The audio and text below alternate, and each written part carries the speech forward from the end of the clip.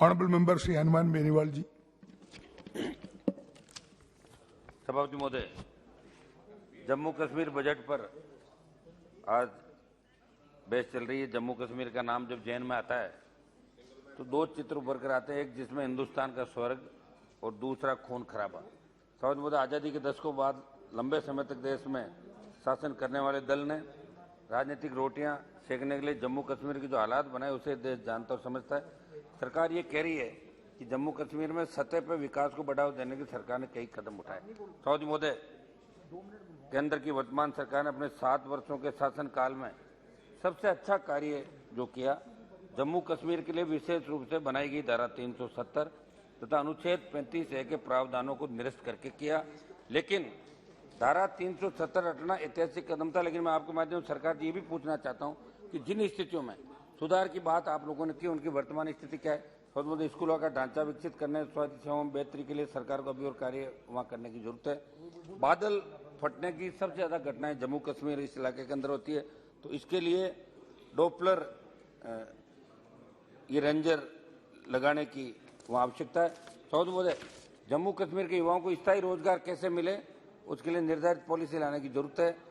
बहुत बातें इस संबंध में सदन के साथी सदस्यों ने कई, मैं आपके माध्यम से कहना चाहता हूँ, देश की भावना जम्मू कश्मीर के साथ और वहाँ पर पूर्ण शांति बहाली कैसे हो, किस प्रकार जल्द से जल्द आतंकवाद खत्म हो, वहाँ के लोगों की समस्याओं का जल्द समाधान हो, उस दिशा में सरकार को और भी महत्वपूर्ण निर्णय लेने होंगे।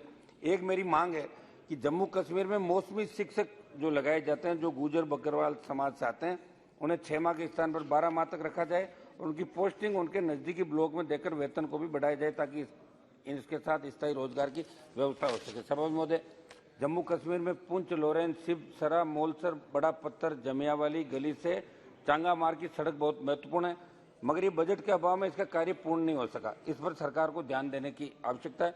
90 के दशक के अंदर सभापति महोदय, कांग्रेस सरकार की सरपरस्ती में जम्मू कश्मीर में जो जुल्म कश्मीरी पंडितों पर हुए उसको भुलाया नहीं जा सकता। किस प्रकार कांग्रेस पार्टी ने अपने वोट बैंक को खुश करने के लिए पंडितों पर जुल्म होने दिए, तब इनकी आवाज तक नहीं आई, और आज जब धारा 370 हटाई तब इनके पेट में दर्द होना शुरू हो गया। पूरा देश जानता है कि देश के विरोध में लोगों को भड़काने वाले नेताओं को किसने सुरक्षा दी, वो कौन लोग थे जो जम्मू कश्मीर की जनता के लिए भेजा जाने वाला बजट बांटकर हजम कर जाते थे। स्वर्ग जैसे कश्मीर में क्या हालात बना दी गई, कांग्रेस की बात भूलनी नहीं चाहिए। समझ मुझे, मैं एक मांग ये करूंगा कि अभी एक पिक्चर आई है कश्मीर फाइल, तो मेरा निवेदन है कि इसको पूरे देश के अंदर टैक्स फ्री करके हर व्यक्ति इसको देख सके, गरीब से गरीब आदमी ये करना चाहिए। जम्मू और कश्मीर राज्य में अनुसूचित जनजातियों के अधिकारों के लिए वनाधिकार कानून 2006 को लागू करने के लिए आंदोलन चल रहा है। राज्य के आदिवासियों में करीब आधे खानाबदोश है। राज्य में 12 अनुसूचित जनजातियां, इसमें से 8 लद्दाख और बाकी के 4 कश्मीर जम्मू क्षेत्र में।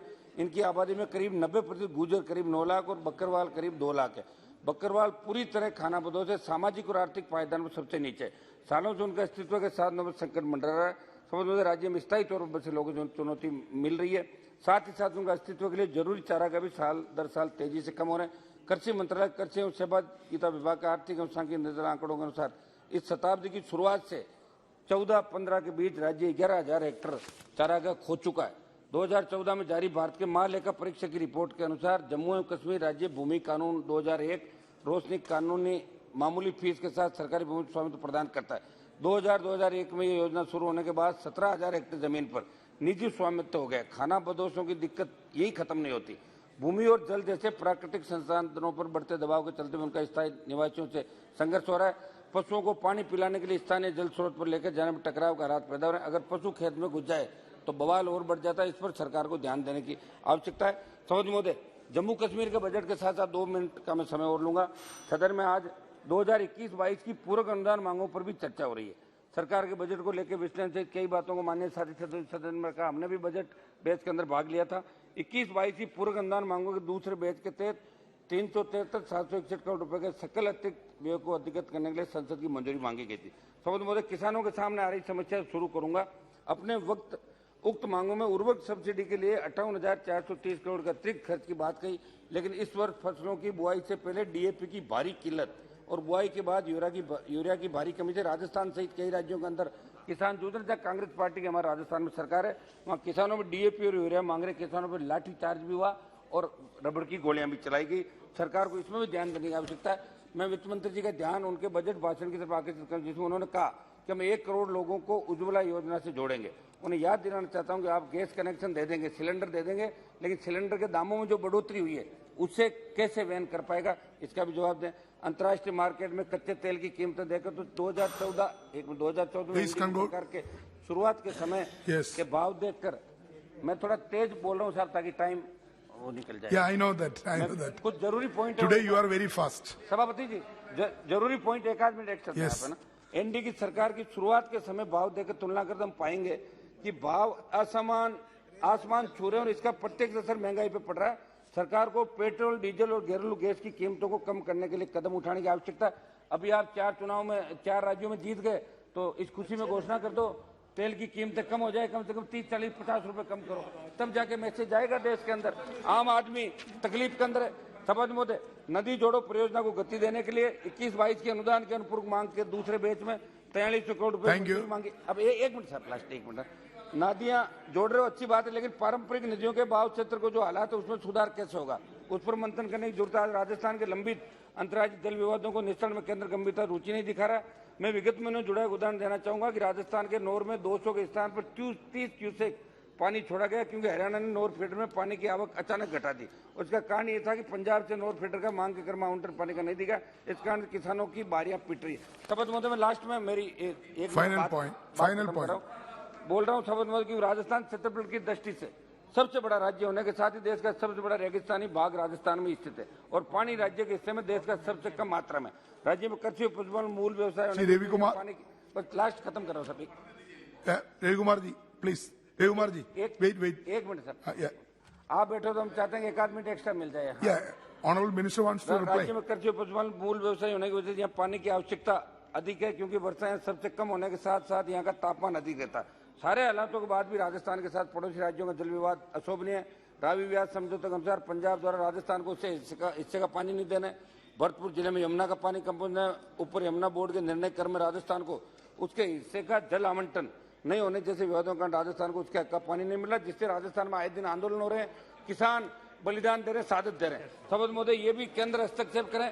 एक मिनट शपथ महोदय लास्ट, ये हमारे यहाँ मंत्री जी विराजे। शपथ महोदय, ऊर्जा मंत्री जी, देश के ऊर्जा मंत्री जी बैठे हैं यहाँ पे, please.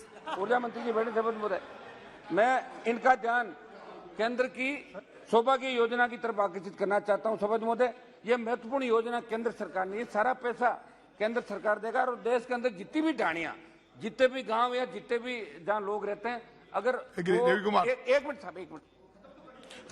You can conclude now. You can conclude now. So minister is ready for reply. 30 second में खत्म कराओ। एक मिनट बैठे साहब, भैया प्लीज। मैं इसके अंदर मंत्री जी से मांग करूंगा कि उक्त योजना में विद्युतीकरण से वंचित आवासों को बिजली से जोड़ने के लिए 13/7/2021 को भारत सरकार ने राजस्थान के लिए 1022.40 करोड़ की योजना स्वीकृत की। चूंकि राजस्थान विस्तृत भूभाग में फैला हुआ है, ऐसे में योजना में कार्य पूर्णता की अवधि जो 15 फरवरी तक बढ़ाई गई है, उसे बढ़ाकर 31 दिसंबर 2022 तक की जाए, ताकि मेरे संसद से नागौर, जोधपुर, बाड़मेर सहित पूरे राजस्थान के अंदर इस योजना के माध्यम से हजारों घर रोशन हो सके। मंत्री जी, इस बात में विशेष ध्यान दें, नहीं तो आपकी योजना कागजों में ही रह जाएगी और फिर Ravi Kumar please start. Thank you Ravi Kumar ji please. மாண்புமிகு மக்களவைத் தலைவர் அவர்களுக்கு வணக்கம்.